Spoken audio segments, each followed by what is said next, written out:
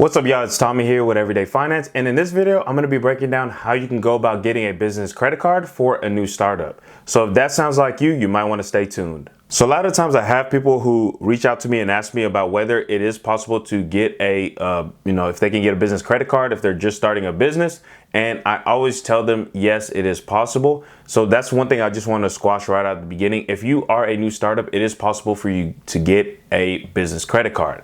Now the way it works is more than likely they're going to want to focus or base their approval on your more personal history or your personal information, okay? Your personal financial history. So they're gonna look at things like your credit score, they're gonna ask you what your income is. One thing I do also wanna touch on top is that you will be giving a personal guarantee, especially with a lot of the bigger credit cards.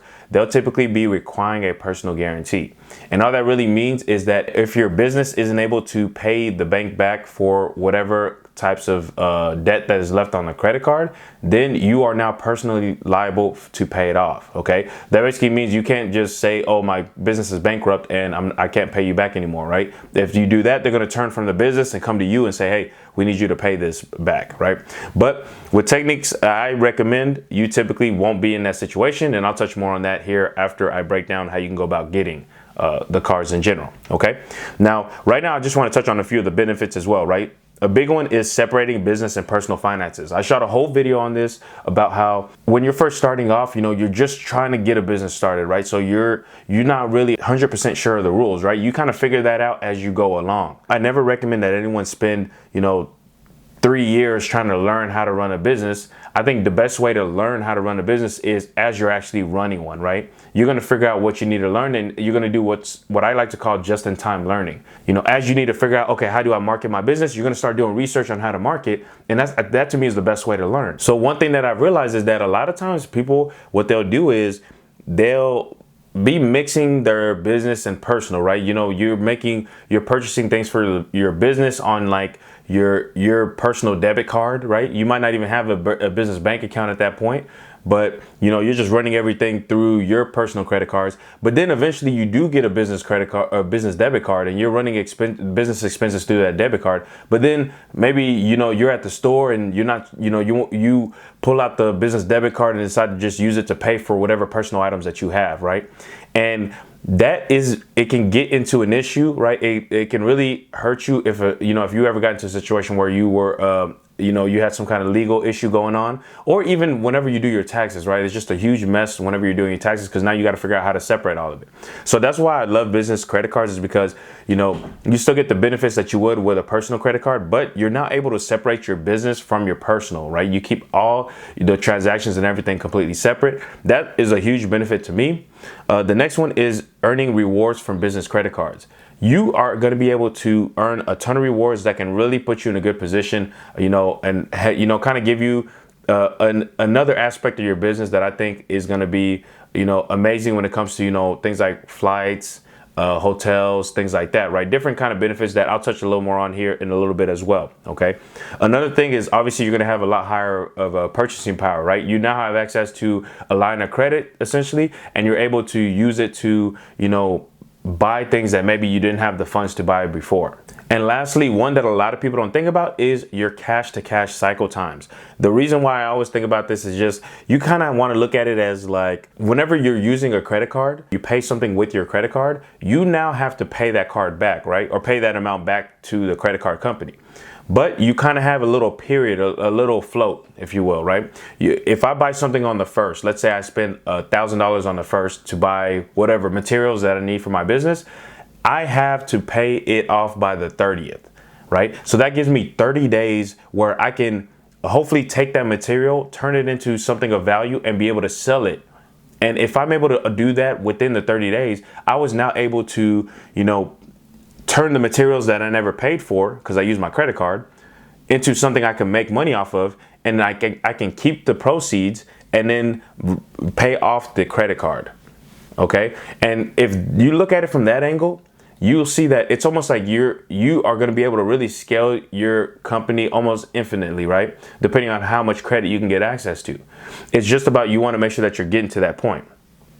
Now, those are really the main reasons. I think that last one's probably the one that I think is really crucial.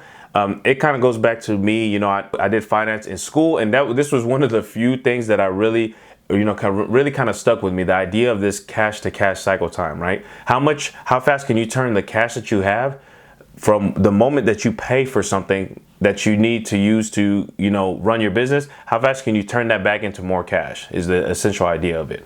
Now, when it comes to what you're actually going to need when you try to go get a credit card, typically on the application, it's going to ask you for these things that I'm going to list here, right? The first thing is your tax ID number or your EIN number.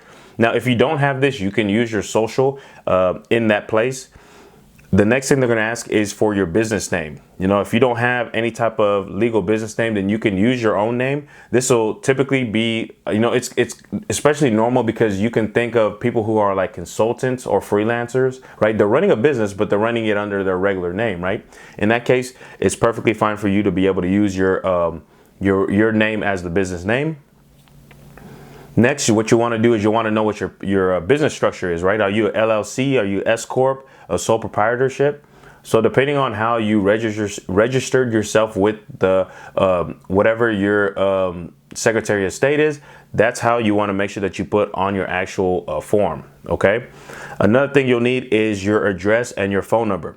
Now, I typically don't recommend that you use, you know, your personal residence, right? You know, I look at it just because you want to be better positioned if you do decide to really build out your business credit in the future. But also, like, to me, it's a lot more professional, right? I don't want to be in a situation where, you know, I'm out there throwing out my personal address, right? Let's say you're running, you know, a lot of people nowadays are running their business out of their home, right?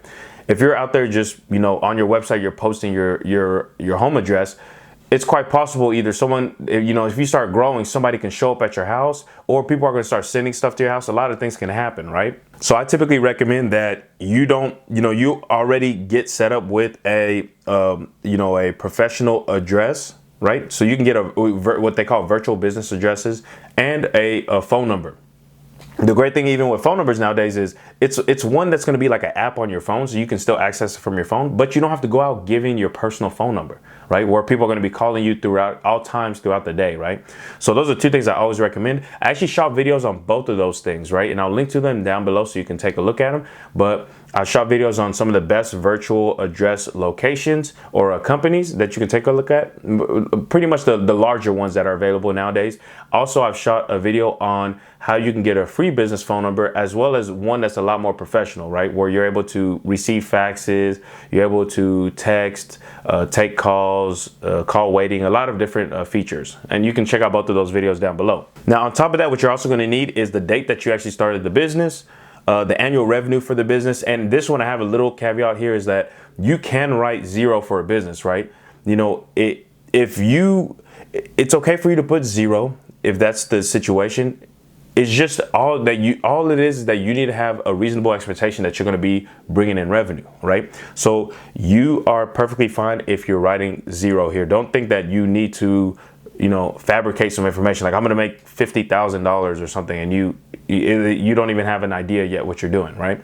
I would just put exactly how much you currently are making on an annual basis. Also, they're going to want your owner information, right? So that's pretty much you. They're going to want, you know, the name, your social, date of birth, those types of pieces of information. And they're going to want it from all the owners. So if it's you own the company 50-50 with another buddy, they're going to want both of you guys' information. Pretty much anyone who owns, it's usually 25% or more, they're going to want, you know, that information. So you can provide that information for each individual person. They also going to want to know what type of industry that your business is in. Pretty much, what do you do? Like, are you in production? Are you in manufacturing? What does your business do? And you can kind of they'll typically leave a line where you can kind of put down exactly what your business does to give them an idea, right? Because there's just certain businesses that they don't want to work with, or that are more blacklisted, right? They're more like the risque businesses. But I mean, for 99.99% of people, you just put down what you do and you'll be good to go in that section. Okay. Now, a few tips on credit cards, okay, on these business credit cards. First off, this is a big one, and it's probably an obvious one, but I always want to touch on it just to be safe, right? Is you don't want to spend more than you can handle, okay? Because keep in mind that with these cards, you're going to be personally liable because you are a startup, right? You don't want to use business credit cards to build a business. This is a phrase that I've always used, and I will never stop using it, because I think it's very important for people to realize is don't use credit cards, or don't use credit in general, right? You want to build a business with cash. You want to scale with credit. So don't build a business with credit. You want to scale a business with credit. So that means when you're building a business, you're making mistakes along the way, right? And it's going to cost money. But once you have a process and you see that you have a consistent way for you to make money, and you're looking to scale and grow your business even faster, that's whenever you want to start using credit. And that's when it makes sense, because you can say, oh, if I put $5,000 in, I know that I can expect this X amount of money out. Right? And then it's just a numbers game, and it makes a lot more sense for you whenever you're going through that process. But if you're just starting out launching a business, what do you think? What will the average person do if you gave them $10,000 to start a business? In their mind, they're gonna start spending the money frivolously, because at the end of the day, they have this money available, right? Next thing you know, they have $10,000. They spent $3,000 on a logo from some design company or design consulting firm or something, just to get a logo made, and then they're only left with $7,000, and they haven't even decided on what product they're selling and things like that. So that's why I always recommend only use credit whenever you're looking to scale. And to give you an idea, I typically am using credit cards for running advertising, right? And the credit cards I'm using them and just paying them off. It's really to get like rewards points.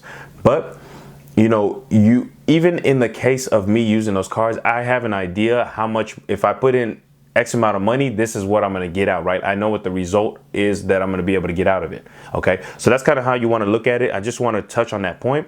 Next, you want to find business credit cards that have rewards points that best align with the types of spending that you're going to be doing for your business, right? Or what your business makes. There's credit cards out there that, they give you a certain, 5x points if you go to office supply stores, or they give you 5x points if you spend it on travel, things like that, right? So you just want to find credit cards that align with the type of spending that you're going to do as your business, and then it's like your automatic win for you, right? You are already going to have to make those expenses. Why not do it on a credit card that's going to give you rewards points for doing that? And this is what I really think is the biggest leverage, because things like that is what can help you eventually be able to get things like, free flights, free hotels. Maybe you have a conference that you need to attend, and you're going to be able to, get a free flight out there and be able to pay for the hotel, so you don't have to worry about spending anything while you're actually going on this trip. Okay. And that's really the gist of it.